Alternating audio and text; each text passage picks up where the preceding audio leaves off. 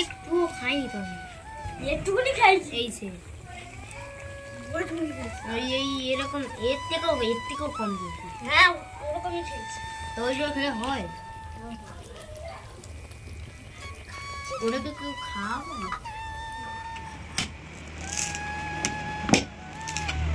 ভোটটা কার দিবি বল, ভোটটা কার দিবি বল, দিয়ে তো ভোট দিয়ে দিবি। ওটা করে দিবি ভোট দিতে হবে না। ঠিক আছে,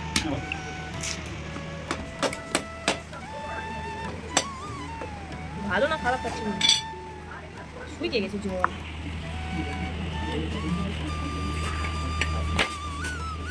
নষ্ট করার এটা কবল হয়, হ্যাঁ সব ফিরে গেছে জল। সবাই শুরু হচ্ছে না।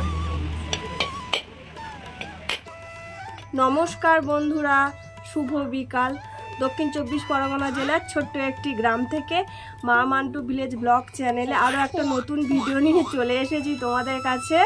তো কেমন আছো সবাই? আশা করি সবাই ভালো আছো, আর তোমাদের আশীর্বাদে আমরা এখন একটু ভালো আছি।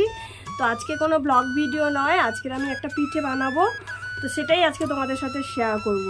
তো সেটা হলো পাকা আমের নরম তুলতুলে মালপোয়া ও রসবড়া। তো চলো শুরু করি। আর মান্টু দেখো দুষ্টু করছে, শুধু কোলে বসে বসেই দুষ্টু করছে, দেখতে পাচ্ছ কত দুষ্টু মেয়ে। তো সম্পূর্ণ গ্রাম্য পদ্ধতিতেই আমি পিঠেটা বানাবো, তো সেটা তোমাদের কাছে শেয়ার করব। তো চলো শুরু করি, আর বেশি বকবক করব না।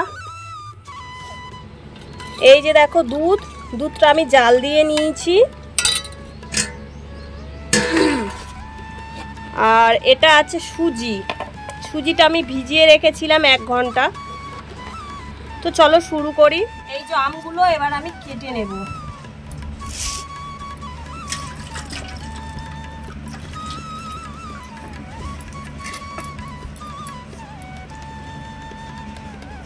কাটছে দিয়ে বসা।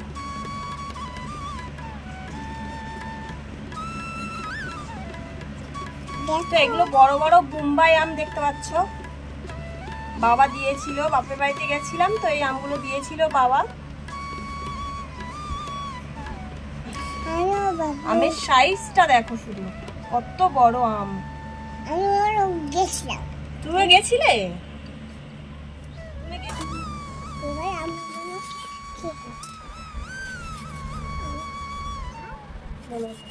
দেখো আমগুলো আমি কেটে নিয়েছি, এবার নারকেলটা কোড়াবো। এই 2 ফালি নারকেল আমি দেবো, বেশি নারকেল দেবো না, এই 2 ফালি দেবো।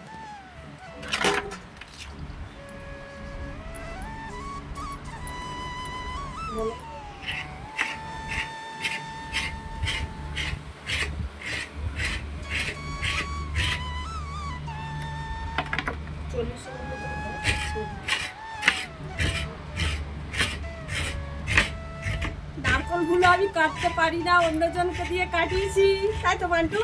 কে কেটেছে? দাদা কেটেছে। মান্টুর একটা দাদা কেটে দিয়েছে। আর আমগুলো দেখলে 2 রকম আম ছিল। এই যে আমার নারকেল কোড়াটা হয়ে গেছে দেখতে পাচ্ছ, এটা আমি দুটোতেই দিয়ে দেবো, রসবড়াতেও দিয়ে দেবো আর মালপোয়াতেও দিয়ে দেবো, দুটো হয়ে যাবে। তো চলো এবার ওটা মিশিয়ে নিই।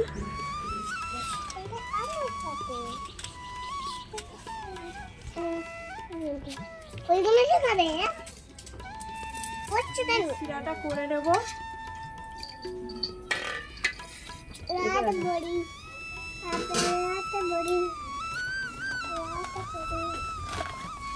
এই যে দেখতে পাচ্ছ চিনি, 600 গ্রাম চিনি আছে এখানে।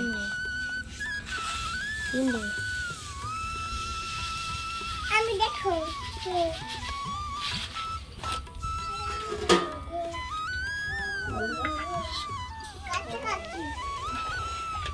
পুরো 1 হাঁড়ি চিনির শিরা লাগবে, কারণ মালপোয়াও রসে ডোবাতে হবে আর রসবড়াও রসে ডোবাতে হবে, তার জন্য পুরো 1 হাঁড়ি রস দরকার।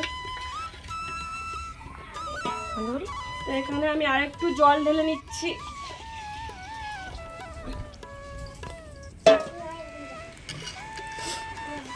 এখানে আমি চিনির রসটা ফুটিয়ে নিচ্ছি। চিনি রসে একটু এলাচ দিয়েছি যাতে গন্ধটা সুন্দর আসবে। আর এই যে এখানে আমি ডোটা তৈরি করে নেব। দেখো এখানে আমি হাফ পরিমাণ সুজিটা নিয়ে নেব।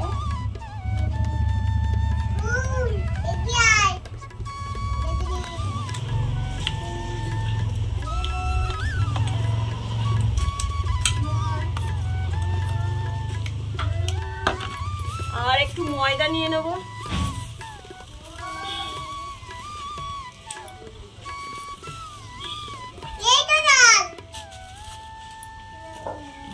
আর এই যে আমটা আমি মিক্সিতে পেস্ট করে নিয়েছি।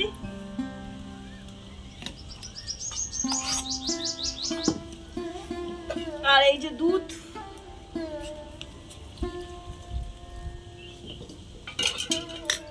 স্বাদ মতো লবণ, নারকেল কোড়া,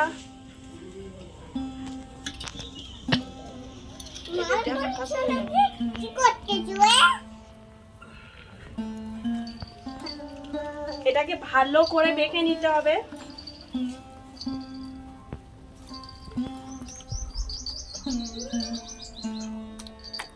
মাখাটা যত বেশি ভালো হবে মালপোয়াগুলো তত বেশি ফুলবে, ফুলকো ফুলকো হবে। তো এটা আমি অনেকক্ষণ ধরে একটু মেখে নেবো চটকে চটকে হাত দিয়ে। তো হাত দিয়েই বেশ মাখাটা ভালো হয়।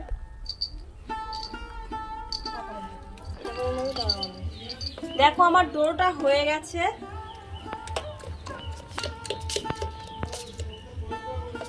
এটা একটু খানিকক্ষণ রেখে দেব।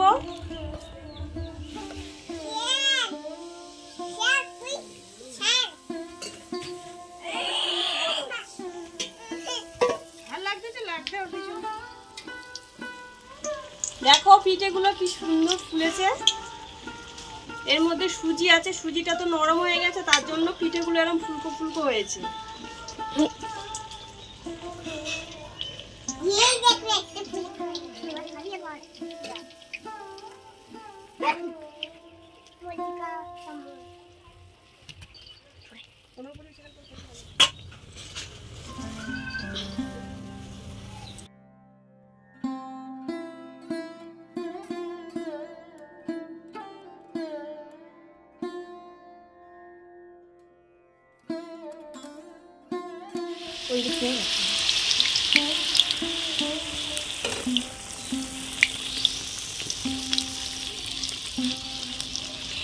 উপরটা লাল আছে।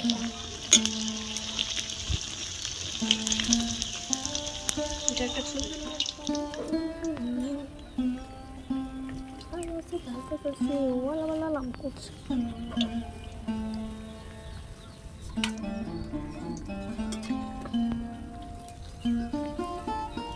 সবার খাওয়া দিবি জানিস না, একটা করে খাওয়া দিবি। এগুলো চিনির রসে ভিজে গেছে, এগুলো আমি হালকা করে তুলে নেব, কারণ এগুলো খুব নরম, বেশি নাড়াচাড়া করলে এগুলো ভেঙে যেতে পারে।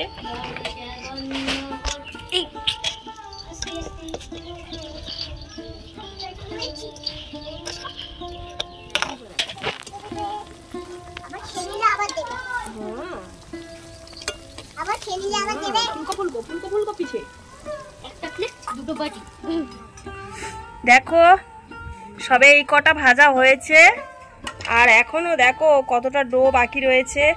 আর এই ছানা বাচ্চাগুলো সব পড়তে যাবে, এদের সব একটু খেতে দিতে হবে। তো এদেরকে খেতে দিয়েই আবার আমি ওইগুলো ভেজে নেব।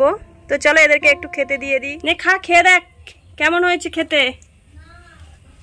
তন্ময় টেস্ট করে বলো কেমন হয়েছে। মান্টো ভালো হয়েছে খেতে মা, সুন্দর হয়েছে। ওরে বাবারে কেমন হয়েছে খেতে? ভালো, হেভি। এরকম করে দেখাও, হেভি। মান্টো হেভি দেখাও, হেভি। কে খাবে? তুমি খাও।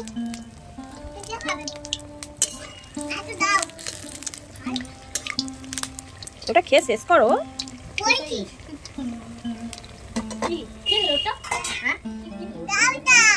দেবো দেবো।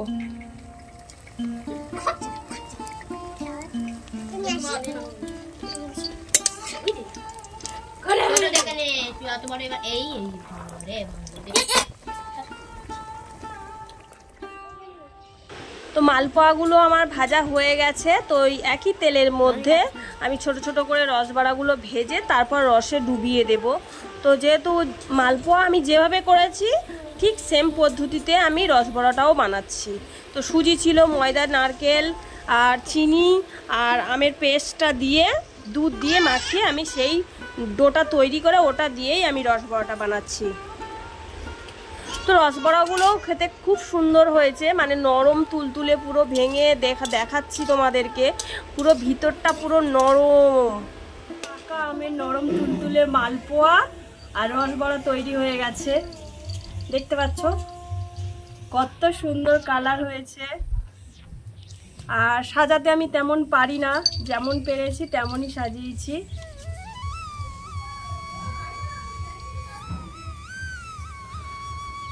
তো দেখো কত নরম হয়েছে, দেখো ভেতরটা দেখো কত নরম। আর রসবড়াগুলো সেম একই, দেখো পুরো নরম, মুখে দিলেই পুরো গলে যাবে। তো দেখে নাও।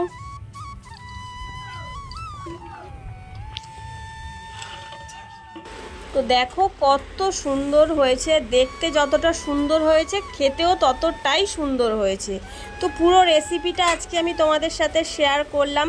তো তোমরা বাড়িতে বানিয়ে খেও, আর কেমন হয়েছে আমাকে কিন্তু অবশ্যই কমেন্ট করে জানাবে। তো দেখো, আর যে বাকি ডোটা আছে ওইটা দিয়েই আমি মানে বাকি মালপোয়াগুলো ভেজে নেব। তো রসবড়া আমি বেশি করব না, কারণ মালপোয়াটাই বেশি করব, কারণ আমাদের ফ্যামিলিটা বড়, তো সবাইকে একটা একটা করে দিতে হবে। তো এই যে দেখো আমি গামলার মধ্যে তুলে নিয়েছি মালপোয়াগুলো ভেজে, আর এই যে চিনির রসে ডুবিয়ে দেবো বলে এগুলো ভেজে তুলে রাখা হয়েছে, আর এই কটা ভাজা হচ্ছে। তো এগুলো সব কড়ার থেকে তুলে নিয়ে আমি চিনির রসে ভিজিয়ে তারপর তুলে নেব, কারণ বেশিক্ষণ ভিজলে এটা ভেঙে যাবে। তো বন্ধুরা, পুরো রেসিপিটা তোমাদেরকে দেখালাম।